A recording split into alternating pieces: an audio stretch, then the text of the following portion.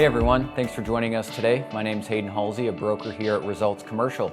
Today we're going to talk about what the best first real estate investment might look like. So, of course, there's not a one-size-fits-all. It depends on the individual, but I'll tell you a bit about what I did and what I see a lot of people do as well. So, Mark recently did a video on residential versus commercial, which this plays into that as well. So, you can go the route of course, a single family. You could go a duplex, triplex, fourplex, or the commercial end. So, we're commercial brokers, multifamily investment, but commercial usually isn't the best investment for a lot of folks as their first round. Meaning capital is usually a little bit harder to get to that down payment threshold. You need to know what you're doing. You got to have some serious reserves and you need to understand the risk. So usually what that might look like then is saying, well, let's go something residential. The residential route, what I strongly recommend when we talk to a lot of younger investors or professionals that say, I got X amount of money, I want to go buy something, I need to diversify, I don't just want to be in the stock market, what do I buy?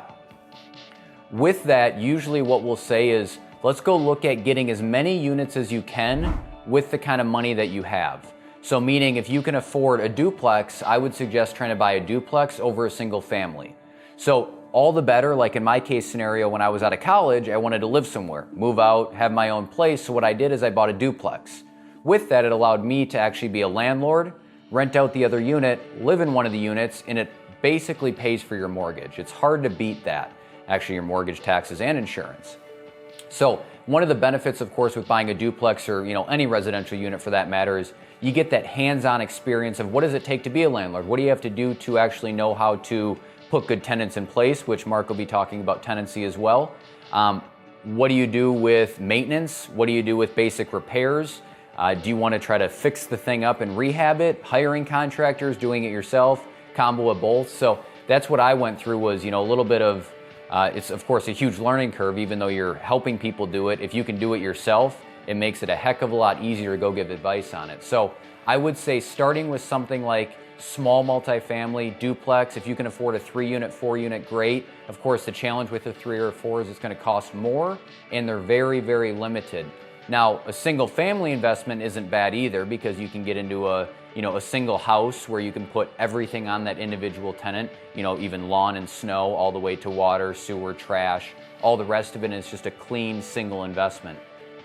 So, of course, there's options. It depends. Now, if you can get into a commercial mixed-use building where you find, a couple apartments upstairs with a retailer office down below, that can be great as well, but that's usually going to be more expensive, meaning you're probably talking, depending where you are, $500,000 to $1 million.